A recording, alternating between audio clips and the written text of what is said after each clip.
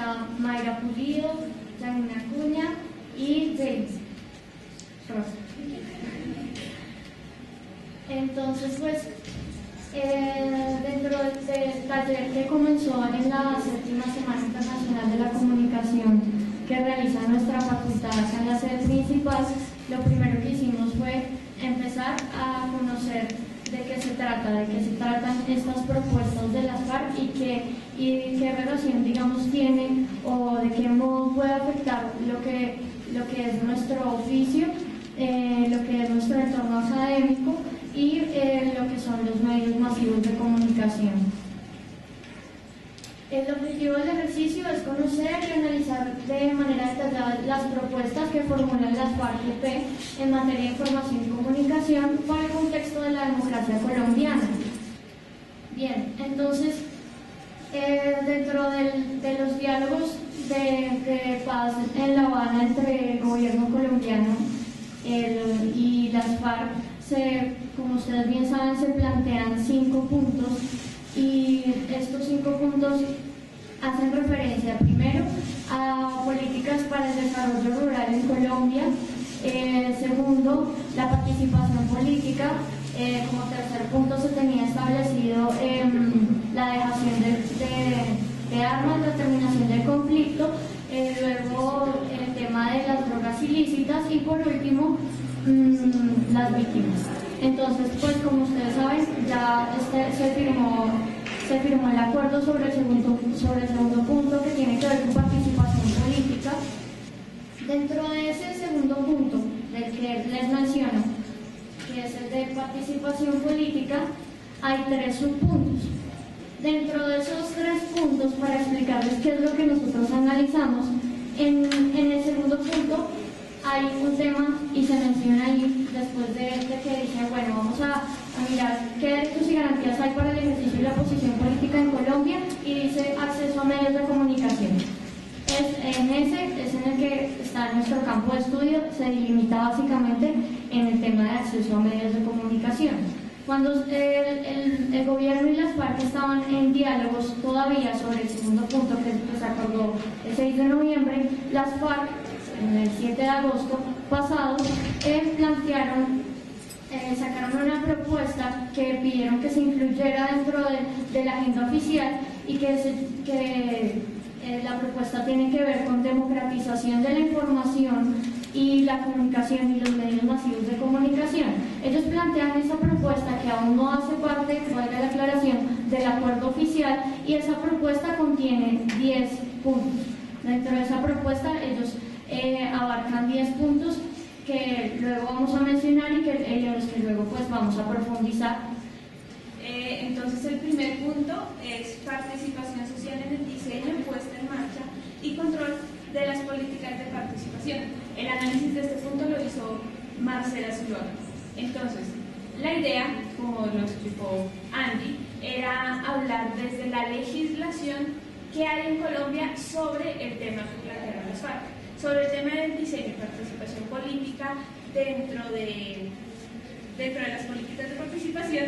Está en el apartado 10 de la Constitución, se habla de la democratización de los medios como una condición indispensable para la democratización de la sociedad.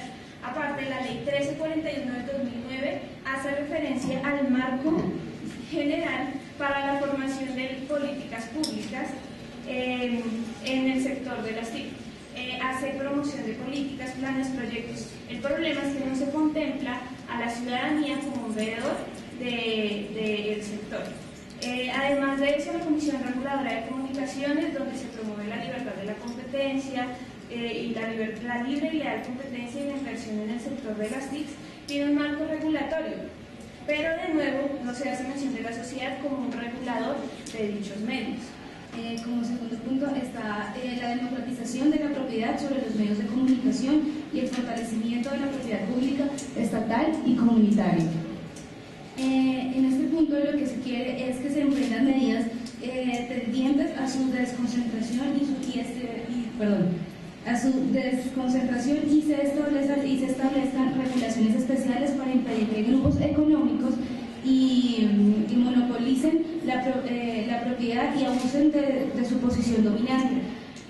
También la idea es promover y fortalecer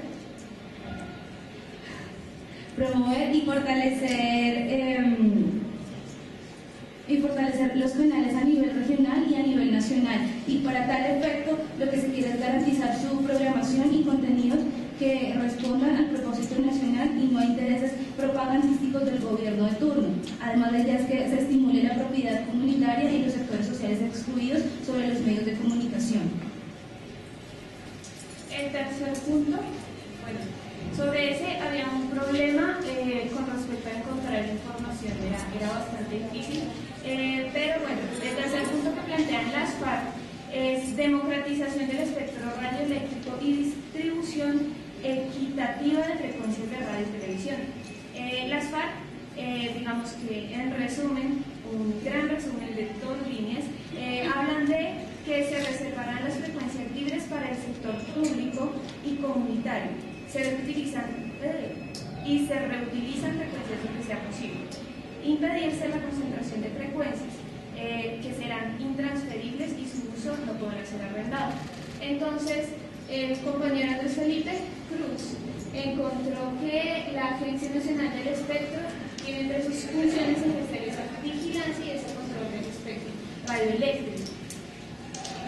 Según la ley, pues el Estado intervendrá por mandato para evitar las prácticas de monopolio, pero pues todos aquí nosotros sabemos que igual hay monopolio. Democratizar el espectro y distribuir equitativamente las frecuencias de radio y televisión es poner en tela de juicio la propiedad de sus actuales dueños, lo que significaría obviamente una tensión muy fuerte entre lo público y pues lo privado, el sector privado.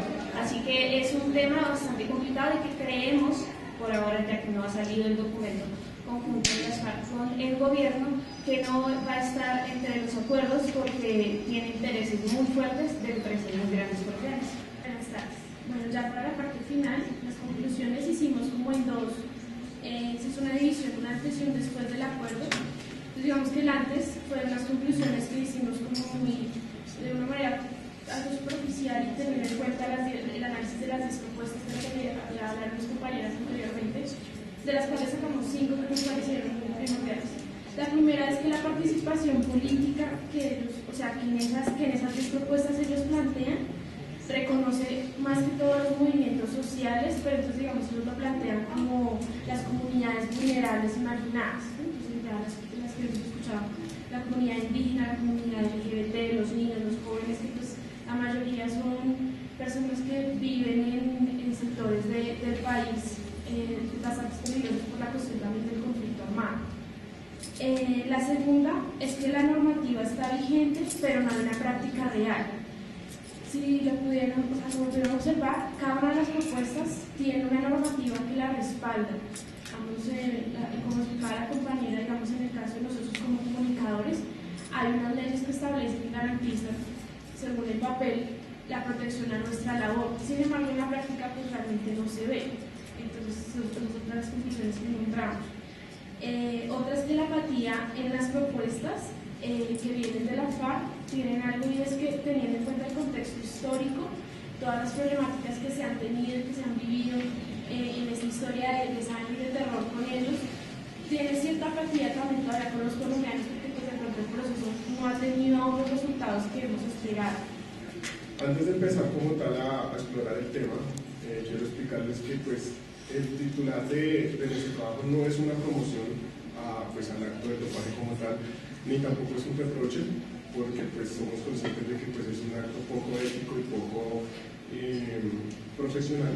Lo que queremos como tal es indagar y descubrir lo que lleva a un deportista como tal a las variables externas para cometer tal acto, mediados como tal desde la cultura. Cuando nosotros nombramos el término cultura, hacemos referencia al tejido social como lo denomina Jesús Martín Barbero. Lo denominamos así, mirándolo desde las costumbres, desde el modo de vida que tienen los deportistas, que lo rigen su entorno como tal. Para esto la pregunta que nosotros denominamos o constituimos es de qué manera la cultura deportiva promueve la competitividad a través del doping en los deportistas de alto rendimiento. Bueno, también queremos no seguir generando monopolios y construir un sentido único alrededor de la identidad y del jugador, del atleta y la experiencia que lleva, porque su entorno social de todas formas no les colabora para que ellos puedan evitar en muchas ocasiones estos sucesos. Queremos dinamizar y conceptualizar situaciones de dopaje en las que se descubran y pongan a consideración diversos actores sociales, porque en la sociedad el gobierno sobre todo no presta el apoyo suficiente para los deportistas como tal. Recientemente con la transformación de Coldeportes a un ente que pues con mucho más poder y con mucho más dinero que puede adquirir da un apoyo recién a los deportistas, por eso es que recientemente no se han registrado casos de dopaje que sean muy sonados.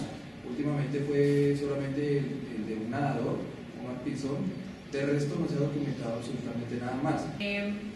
Entramos ahora a analizar un poco el por qué los deportistas se dopan, y pues tenemos algunas categorías a analizar, que son la presión familiar, la presión por parte del entrenador, la presión por parte del aficionado, por parte de los aficionados y por parte del ambiente y del contexto en el que se realizan las competencias, como son los Juegos Olímpicos y otras competencias que son de alto rendimiento. La otra es el trauma que tiene o que se ha generado en los deportistas con respecto a la inferioridad que siente el deportista frente a otros deportistas. Título de la ponencia: Ciberbullying, la ventana al acoso del siglo XXI.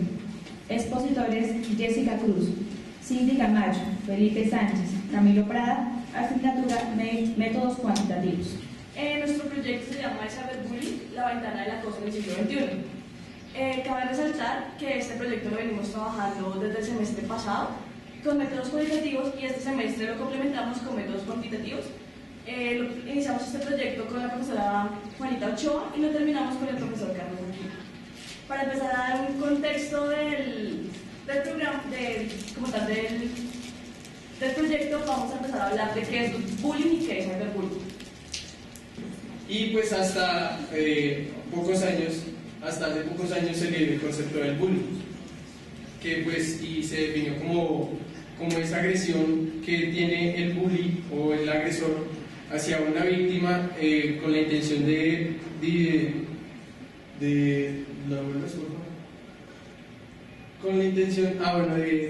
hacer que la persona, la víctima del bullying, se vea como disminuida en sus dimensiones físicas o psicológicas.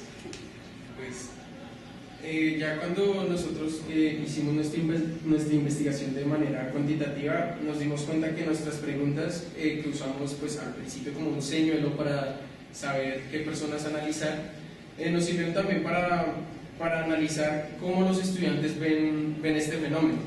Entonces también pues nos dimos cuenta que muchas personas conocen este fenómeno, y pues como les mostré en las gráficas, 2 personas habían sido víctimas, pero 7 conocían casos de personas que habían sido víctimas, y ellos no respondían como que fue algo que pasó pero no le dieron mucha trascendencia, y para las personas que fueron afectadas, a ellos sí pues tuvo mucha trascendencia, porque ellos pues vivieron bajo pues lo que pusimos una prevención psicológica de que nos fueran, pues que la amenaza virtual se convirtiera en una amenaza física, ¿verdad?